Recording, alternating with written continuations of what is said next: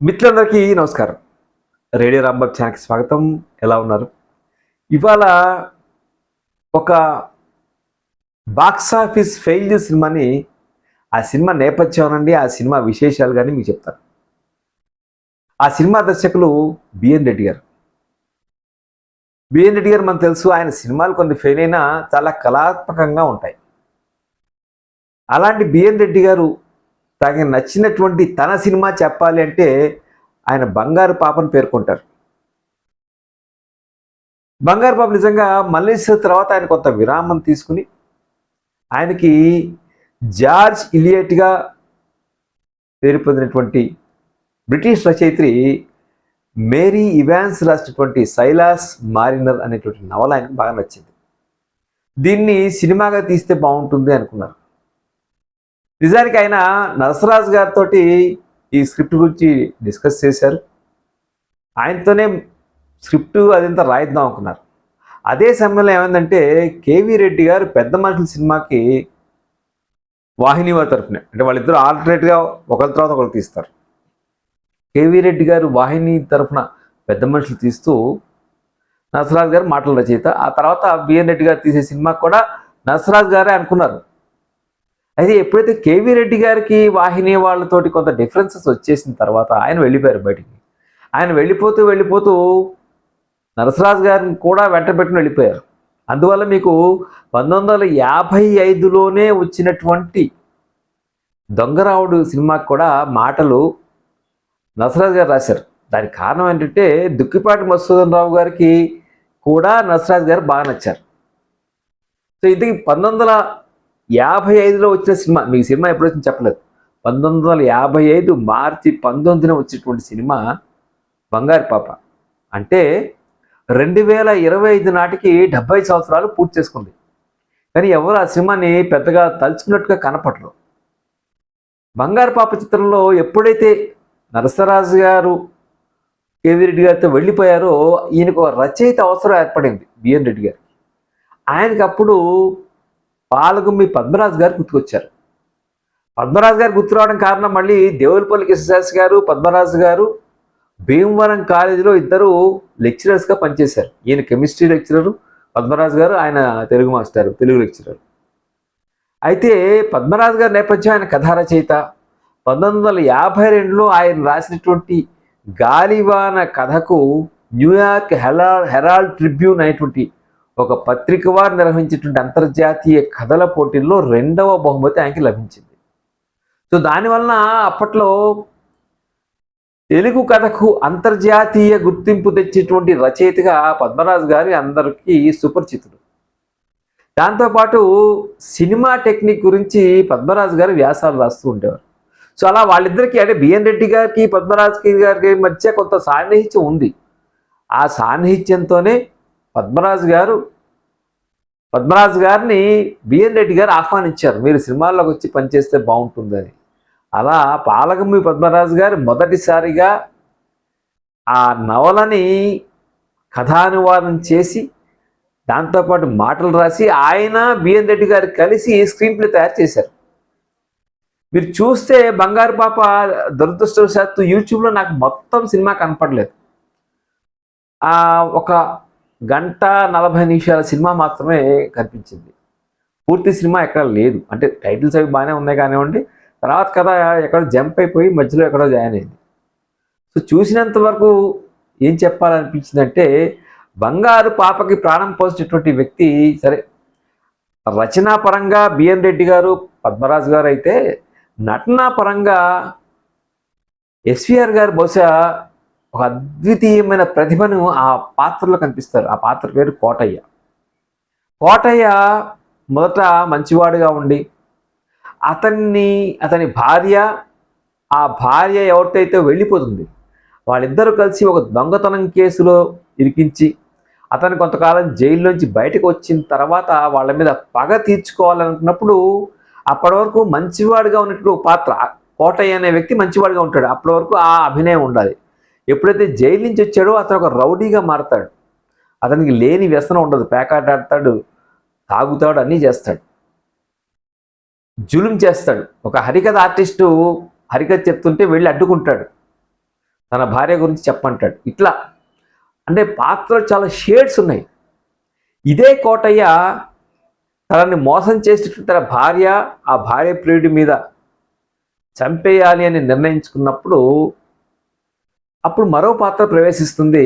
ఆ పాత్ర పేరు శాంత. ఆ పాత్ర పోషించింది జమున. జమున 1953లో ఆవిడ మొదటి చిత్రం వస్తే ఈ సినిమాకి ఒప్పించడానికి బిఎన్ రెడ్డి గారు కష్టపడాల్సి వచ్చింది. జమున గారి తండ్రి గారు ఒప్పుకోలేదు. చివరికి వినోద ఫిలిమ్స్ డిఎల్ నారాయణ గారు చెప్తే ఆయన ఒప్పుకున్నారు. సరే, ఈ పిట్టకథ పక్కకి వెళ్ళిపోతే ఇంతకీ కోటయ్య చంపుదామని బయలుదేరిన సమయంలో ఈ శాంత పాత్ర ప్రవేశిస్తుంది. అంటే ఒక ప్రెగ్నెంట్ లేడీగా కడుపుతూ ఉంటుంది. ఒక బిడ్డను ప్రసవించి ఒక తుఫాన్ లాంటి వాతావరణంలో బిడ్డను ప్రసవించి చనిపోతుంది. చనిపోయే ముందర ఈ కోటయ్య చూడటం, అయ్యో అని చెప్పి ఆడకూతురని చెప్పి ఆ బిడ్డను ప్రసవించినప్పుడు ఇద్దరిని తీసుకువెళ్ళటం, ఆ అమ్మాయి ప్రాణం పోవడం జరుగుతుంది. ఆ చిన్న పిల్ల ఏడుపు అతనిలో ఒక పరివర్తన తీసుకొస్తుంది. అది అంటే సినిమాకి ఒక కాన్ఫ్లిక్ట్ పాయింట్ ఏంటంటే, ఒక యాంగ్రీ యంగ్ మ్యాన్ లాంటి కోటయ్య జీవితంలో ఒక పసిపాప ఏడుపు అతనిలోని మానవత్వాన్ని తట్టి లేపుతుంది. ఇది ఈ పాయింట్ బిఎన్ రెడ్డి గారికి బాగా నచ్చింది. సో అలా ఆ పాపను అతను పెంచుకుంటాడు. ఇంతకీ ఆ పాప తండ్రి ఎవరు? ఆ ఊళ్ళో ఉన్నటువంటి జమీందారు ఉంటాడు. ఆయన పేరు సుందరరామయ్య. అతని కొడుకు ఉంటాడు మనోహరం. ఈ మనోహరం ఈ శాంత్ అనేటువంటి అమ్మాయిని చదువుకున్నప్పుడు పెళ్లి చేసుకుంటాడు. ఆ అమ్మాయి మరాఠీ అమ్మాయి అనమాట. జమునని ప్రధానంగా తీసుకోవడం కారణం ఏంటంటే, ఒక మరాఠీ అమ్మాయి లక్షణాలు జమున గారిలో కనిపించాయని చెప్పి బిఎన్ రెడ్డి గారు అంటారు. అందుకని ఆవిడ తీసుకోవాలనుకున్నారు. సో మనోహరం శాంతలకు పుట్టినటువంటి ఆ చిన్నపిల్ల పాపగా పెరుగుతుంది. ఈలోగా మనోహరానికి జమీందారు సుందరరామయ్య ఏం చేస్తాడంటే ఒక సంబంధం తీసుకొచ్చి ఒత్తిడి చేస్తాడు. అప్పుడు శాంత లెటర్ రాస్తుంది, నేను వస్తున్నాను, నువ్వు ఇట్లా మోసం చేస్తున్నావు అన్నట్టు. అంటే మనోహరంకి పెళ్లి సంబంధం గురించి తెలుసు, కానీ ఎప్పుడో 4 ఏళ్ల క్రితం మాట. ఈ లోపల అతను శాంతతో ప్రేమలో పట్టడం, ఆ ప్రేమ పెళ్లి చేసుకోవడం, ఒక పాప పుట్టడానికి దారితీస్తుంది. నేను వచ్చేస్తున్నాను, సమస్యని మీ నాన్నగారి ముందే పెట్టి పరిష్కరించమని అడుగుతాను అనుకున్నప్పుడు అతను కూడా అమ్మయ్య ఒక పరిష్కారం లభిస్తుంది అనుకున్న టైంలో ఇట్లా ట్విస్ట్ జరుగుతుంది అనమాట. ఈ పాపను పెంచుకుంటాడు కోటయ్య. కోటయ్యకి ఏమో ఒక చెల్లెలు ఉంటుంది. ఆ చెల్లెల పాత్ర పోషించింది హేమలత. ఆవిడ చాలా చక్కగా అభినయం చేస్తారు. హేమలత గారు ఎప్పుడన్నా బాగా చేస్తారు, ఇందులో చాలా బాగా చేశారు. ముందర ఆవిడ అక్కయ్య రోల్లో చూపిస్తాం అనుకున్నాక ఎంత చేసినా కూడా ఆవిడ అక్కయ్యలా కనిపించడం లేదు. అందుకని మార్చి చెల్లెల పాత్రగా చేసేసారు. చెల్లెలు భర్త వాళ్ళిద్దరే ఈ కోటయ్యని చూస్తూ ఉంటారు. ఈ పాపను పెంచుకోవడంలో పాపే కోటయ్యకు ఒకటే లోకం అయిపోయింది. ఈ లోపల మనోహరం పెళ్లి చేసిన అమ్మాయికిను వాడి పిల్లలు లేకపోతే మేనల్లుడిని తెచ్చి పెంచుకుంటూ ఉంటారు. ఈ మేనల్లుడు ఈ పాప చిన్నప్పటి నుంచి ఫ్రెండ్స్. అంటే అంతస్తులు తేడా ఉందన్నమాట. ఆ సుందరరామయ్య ఏమో ఒక జమీందారు, ఈ అమ్మాయి కోటయ్య ఏమో దాదాపుగా ఒక పేదవాడి జీవితం. సో అంతస్తుల తేడా రావటం వాళ్ళిద్దరి మధ్య ఆ స్నేహం పెరిగి ప్రేమకు దారితీస్తుంది. ఎప్పుడైతే వీళ్ళిద్దరి గురించి అందరూ చెప్తారు, చెప్పినప్పుడు జమీందారు పిలిచి కోటయ్యని కేకలేయటం, నువ్వు ఇలా చేస్తావా అని చెప్పి, మీ ఏం తెస్తే అంత ఎక్కడ, మా అంత తెస్తే అంత ఎక్కడ అని చెప్పి చెప్పడం, ఇవన్నీ వచ్చేస్తాయి. అప్పుడు ఆ అమ్మాయి పాప కూడా గాయపడుతుంది. ఇంతకీ పాప పాత్ర పోషించింది కృష్ణకుమార్ గారు.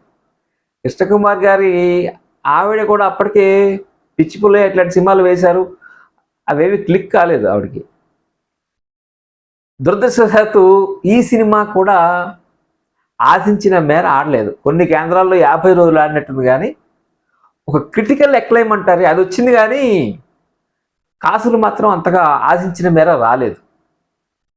సో దాంతో వరుసగా ఇప్పుడు ఐరన్ లెగ్ అనేటువంటి బ్రాండ్ తెలుగు వాళ్ళు వేస్తారు కదా, హీరో కానీ హీరోయిన్ కానీ వరుసగా సినిమాలు కనుక ఫెయిల్ అయితే, అలాంటి ఐరన్ లెగ్ బ్రాండ్ వేసేసిన తర్వాత మళ్ళీ ఆవిడకి ఎల్వి ప్రసాద్ గారు ఇలవేలుపులో రోల్ ఇచ్చినప్పుడు ఆ సినిమా హిట్ అయింది. మళ్ళీ ఆవిడ బ్యాక్ టు నార్మల్స్ వచ్చింది. అప్పట్లోట కృష్ణకుమార్ గారు వాయిస్ సరిగ్గా ఉండేది కాదుట. ఎవరో ఒక తెలిసిన ఈఎన్టీ సజ్జన్ గారి దగ్గరికి పంపించి ఆయన ఇచ్చిన ట్రీట్మెంట్ తోటి ఆవిడ మంచి వాయిస్ వచ్చింది. ఇదొక మళ్ళీ ఇంకొక పిట్ట కథ పక్కన పెడదాం. సో ఇలా ఈ రకంగా కథ సాగుతుందండి. ఇలా సాగిన కథలో ఇక్కడ కొండారెడ్డి అనే ఆయన, మన బిఎన్ రెడ్డి గారి తమ్ముడు, ఆయన మార్కస్ బారెట్ల దగ్గర కొంత శిక్షణ చేశాడు. ఆయనకి ఛాయాగ్రహణం బాధ్యతలు అప్పగించారు. అప్పట్లో ఆర్క్ లైట్స్ వాడినటువంటి సినిమాగా దీన్ని చెప్పుకుంటారు. సో దానివల్ల ఏమిటంటే తుఫాను, వర్షం ఇట్లాంటివన్నీ కూడా చాలా బాగా న్యాచురల్గా కనిపించేట్టుగా ఆర్క్ లైట్స్ ఉపయోగపడతాయి. దాంతోపాటుగా లైటింగ్ సంబంధించి బిఎన్ రెడ్డి గారు చాలా జాగ్రత్త తీసుకుంటారని తెలుసు కదా. ఆయన సెట్లో రిహార్సల్ చేస్తున్నప్పుడే రిహార్సల్ సెట్లోనే చేయించి దానికి తగ్గట్టుగా ఆర్టిస్టులు మూమెంట్స్ అవి చూసి లైటింగ్ ఏర్పాటు చేసేవారు. అలా ఈ సినిమాకి ప్రత్యేకంగా చెప్పుకుంటారు. మనం చూస్తే కూడా ఆర్టిస్టుల మూమెంట్లు అవి చాలా బాగుంటాయి. ఈ సినిమాలో ఎస్వీఆర్ తర్వాత, కృష్ణకుమార్ తర్వాత జగ్గయ్య గారికి మంచి పేరు వచ్చింది. చాలా బాగా చేస్తారు ఆయన. ఆయన కూడా ఒక యువకుడుగా ఉండి కొంచెం వయసు మళ్ళినటువంటి పాత్రగా మనకు కనిపిస్తాడు. సో జగ్గయ్య గారు ఎలాగో ఆ డైలాగ్ డెలివరీ అద్భుతంగా ఉంటుంది మనకు తెలుసు. కానీ ఈయన కూడా ఒక ఎమోషన్స్, యువకుడిగా ఉన్నటువంటి స్థాయి నుంచి తండ్రిగా ఉండేటువంటి ఎమోషన్స్ పలికించడం కూడా చాలా బాగుంటుంది. ఇలా బిఎన్ రెడ్డి గారు అన్నీ చాలా జాగ్రత్తగా, ఎక్కడా సైలాస్ మ్యారిన్ అనేటువంటి ఒక ఇంగ్లీష్ నవల తెలుగులో తీసినట్టుగా అనిపించదు. తెలుగు నేటివిటీకి అద్భుతంగా మేళవించారు, అనుగుణంగా తీర్చిదిద్దారు సినిమాని. డైలాగ్స్ చాలా బాగుంటాయి, పాత్ర పోషణ చాలా బాగుంది. అయినా సంగీతం చెప్పేసి సినిమా ఎందుకు ఫెయిల్ చూద్దాం. సంగీతం ఒరిజినల్గా బహుశా రజనీకాంతరావు గారంటే ఈయనకి చాలా ఇష్టం. రాజేశ్వరరావు గారిని పెట్టుకోవాలి, మరి రాజేశ్వరరావు ఎందుకు పెట్టుకోవాలో తెలియదు. ఫస్ట్ రజనీ గారు 2 పాటలు చేశారు. అందులో ఒకటి తాధిమి తెకధిమి తోలుబొమ్మ అనేటువంటి పాట ఉంటుంది. ఎస్వీఆర్ పాపకి ఆ బొమ్మను చూపిస్తూ పాడతారు. దీని తమాషా చూడవే తోలుబొమ్మ అనేటువంటి పాట. ఈ పాట రజనీ గారు రాశారు, ట్యూన్ సమకూర్చారు. తర్వాత ఇలాగ రెండే పాటలు నా బంగారు పాపలో హిట్ అని తెలుసు. ఇంకోటి యవ్వన మధుబనిలో అనేటువంటి పాట ఏం రాజాను లీలా పాడినట్టున్నారు. ఆ పాట కూడా బాగా హిట్ పాట.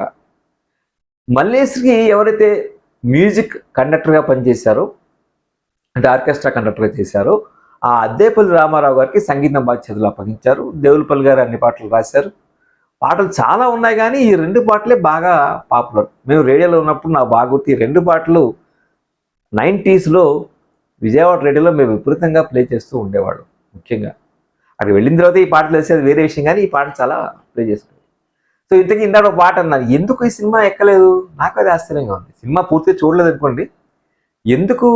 బహుశా ఆ క్యారెక్టర్ వలన, ఒక రౌడీ పాపను పెంచుకోవడం అనేటువంటి క్యారెక్టర్ వలన, లేకపోతే ఒక సబ్జ్యూడ్ హీరో ఉండటం వలన ఎందుకు బంగారు పాప ప్రేక్షకులకు ఎక్కలేదు అనేది అర్థం కాని విషయం. ఎందుకు ప్రేక్షకులకు నచ్చలేదు, ఎందుకు విమర్శకులకు నచ్చింది? ఈ సినిమా జాతీయ స్థాయిలో పతేర్ పాంచాలితో పోటీ పడింది. పతేర్ పాంచాలి 1955లో స్వర్ణానంది పొందింది. జనక్ జనక్ పాయల్ బాజాకి రజిత పథకం వచ్చింది. దక్షిణాది భాషల సినిమాల్లో బెస్ట్ సినిమా అవార్డు బంగారు పాప పొందింది. కానీ 1962లో లండన్ ఫిల్మ్ ఫెస్టివల్లో ఈ సినిమాకి చాలా అప్లాజ్ వచ్చింది. సచిత్ర ఈ సినిమాని చూసి, ఈ సినిమా చూసినప్పుడు సినిమా చూసి ఆయనే ఈ సినిమా గురించి కామెంటరీ చెప్పారనేటువంటి ఆధారం ఉంది. దాంతోపాటుగా చార్లీ చాప్లిన్ చూశారట. ఆశ్చర్యం, చార్లీ చాప్లిన్ చూసినటువంటి బహుశా ఏకైక తెలుగు సినిమా ఉండొచ్చు. చార్లీ చాప్లిన్ చూసి జార్జ్ ఇలియట్ నవలకి పూర్తి న్యాయం చేసినటువంటి సినిమా ఈ బంగారు పాప అని ఆయన చెప్పారట. మళ్ళీ తర్వాత 1955లో మెడ్రాస్ ఫిలింఫేర్ అసోసియేషన్ ఉంది, వాళ్ళు బెస్ట్ ప్రైజ్ దీనికి ఇచ్చారు. ఇలా అవార్డుల పరంగా కొంత సాటిస్ఫాక్షన్ బిఎన్ రెడ్డి గారికి లభించింది, కానీ వసూళ్ల పరంగా అంత లాభించలేదు. దాంతోపాటుగా ఈ సినిమాని తెలుగు ఇండస్ట్రీ బాగా గుర్తుపెట్టుకున్నట్టుగా కనిపించదు. నాకు నచ్చింది, నేను చూసినంత వరకు నాకేమనిపించింది అంటే, బంగారు పాప సినిమాలో మీకు ఆయన బిఎన్ రెడ్డి గారి ఆ లైటింగ్ అంటారు, ఒకటేమో ఆయన సెట్ని ఎలా డిజైన్ చేశారు, దాంతోపాటు క్యారెక్టర్లు, చిన్న చిన్న క్యారెక్టర్లు కూడా ఆయన ఎలా పట్టుకున్నారు, లైటింగ్ ఎలా ఉంది. అద్దేపల్లి రామారావు గారు చూసినంత వరకు కూడా అద్భుతమైనటువంటి నేపథ్య సంగీతం మనకి కనిపిస్తుంది. దురదృష్టవశాత్తు మరి ఆ టైంలో 55లో వచ్చే సినిమాని మీరు చూడండి చెప్తాను. సరే, మిస్సమ్మ మీకు జనవరిలో వచ్చింది, అనార్కలి వచ్చింది, కన్యాశుల్కం వచ్చింది, అర్ధాంగి వచ్చింది, అక్టోబర్లోనేమో దొంగరాముడు వచ్చింది. కొన్ని సినిమాలు మనం చెప్పుకోవాలంటే వదిన, ఇవన్నీ హిట్ సినిమాలు లేదంటే అనుకోవచ్చు. కానీ వీటి స్థాయికి ఎక్కడ మరి బంగారు పాప చేరలేకపోయింది. అంటే అప్పటికే స్టార్ సిస్టమ్ ఉందా? అప్పటికే ఎన్టీఆర్, ఏఎన్ఆర్ వంటి స్టార్ నటులు ఉంటేనే సినిమాలు చూసేవారా? ఇది అర్థం కాని విషయం. బంగారు పాప నిజంగానే మరి మిగిలిన నటుల్లో మనం చూస్తే రామశర్మ పోషించిన పాత్ర శేఖర్, కృష్ణకుమార్ జోడీగా ఆయన మొదటి సినిమాలు నటించారు, ఈ సినిమాలు కూడా నటించారు. ఎక్స్ట్రాడినరీ కాదు కానీ ఓకే. కానీ ఆ శివరామయ్య ఆయన ఎవరో కానీ చాలా అద్భుతం. ఆయన నటన కానీ, నిన్నకోట రావణ పంతులు ఉంటారు ఇందులో, ఆయన చాలా బాగా చేస్తారు. సరే, ప్రధాన నటుల్లో జగ్గయ్య, హేమలత, ఎస్విఆర్ వీళ్ళందరూ అద్భుతంగా చేశారు. కృష్ణకుమార్ కూడా చాలా బాగా చేస్తుంది. ఇందులో జగ్గయ్య గారి భార్యగా విద్య పాత్ర పేరు. జయలలిత గారి పిన్ని ఆ పాత్ర పోషించి ఎక్కువ తెలుగు సినిమాలు చేసినట్లేదు. అంటే బిఎన్ రెడ్డి గారి ప్రతిభ ఎలా ఉంటుంది, టేకింగ్ ఎలా ఉంటుంది చూడాలంటే మాత్రం బంగారు పాప చూడాలి. దురదృష్టవశాత్తు బంగారు పాప పూర్తి ప్రింట్ యూట్యూబ్లో లేదు, ఇంకెక్కడ దాని స్క్రీన్ కూడా చేయరు. కానీ బంగారు పాప ఒక క్లాసిక్, లేదంటే బాక్స్ ఆఫీస్ వద్ద ఫెయిల్ అయినా బిఎన్ రెడ్డి బెస్ట్ సినిమాగా చెప్పుకునేటట్టుగా మిగిలిపోయింది. అంటే బిఎన్ రెడ్డి గారి టెక్నిక్ కానీ, బిఎన్ రెడ్డి గారి టేకింగ్ కానీ ఎందుకు బాగుంటుంది అనేది మనం చూడాలంటే బంగారు పాప చూడాల్సి ఉంటుందేమో. ఒక అద్భుతమైన పాత్రలో పోషించేటువంటి ఎస్వి రంగారావు గారు ఆయన ఈ ఈ కోటయ్య పాత్రలో ఇన్ని షేడ్స్, ఇన్ని వేరియేషన్స్ ఆయన చాలా డిస్టర్బ్ చేసేవిట. మంచివాడిగా ఉంటాడు, రౌడీ అయిపోతాడు, అన్ని వ్యసనాలకి లోనవుతాడు. ఒకసారి ఆయనకి ఒక్కడే ఉన్నప్పుడు ఏడుపు వచ్చేసిట, ఏమిటి నేను ఏం చేస్తున్నాను, నేనేమిటి, ఆ కోట ఏమిటి, ఆయనకి కోటకి మధ్య ఉన్న ఆ థిన్ లైన్ చెరిగిపోయేది. ఆయనకి కోటయ్య కనిపించేవాడు. అలా కనిపించినప్పుడు ఆయన ఏడుస్తూ ఉండేవాడు. సో ఎస్వి రంగారావుని ఒక యాక్టర్గా ట్రాన్స్ఫార్మేషన్ చేసినటువంటి సినిమా బంగారు పాప. అలాగే జగ్గయ్య, ఆ తర్వాత జగ్గయ్య గారు మళ్ళీ వెనక్కి తిరిగి చూసుకోలేదు. అంటే ఆయన కూడా ఫస్ట్ సినిమా పెద్ద పదండి ముందుకు పెద్ద ఆడలేదు. ఈ సినిమాతో మళ్ళీ ఆయనకి లైఫ్ వచ్చింది. ఇట్లా పద్మరాజు గారు కొన్ని బిఎన్ రెడ్డి గారి సినిమాలకు పనిచేశారు, కానీ తర్వాత ఆయన దాసరి గారి చిత్రాలకు గోస్ట్ రైటర్గా పనిచేశారు. ఇలా బంగారు పాప మన మదిలో నిలిచిపోయింది కొన్ని విశేషాలకు ముఖ్యంగా. ఇది బంగారు పాప గురించి మరికొన్ని విశేషాలు చెప్పేవాళ్ళు చాలామంది ఉన్నారు మిత్రులు. మీకు తెలిసిన విశేషాలు అంటే కామెంట్స్ రూపంలో తప్పకుండా మీరు పోస్ట్ చేయండి. మళ్ళీ మరో వీడియోలో కలుసుకుందాం. ఈ వీడియో మీకు నచ్చితే లైక్ చేయండి, షేర్ చేయండి. రేడియో రాంబాబు ఛానల్కి సబ్స్క్రైబ్ చేయండి. Thank you.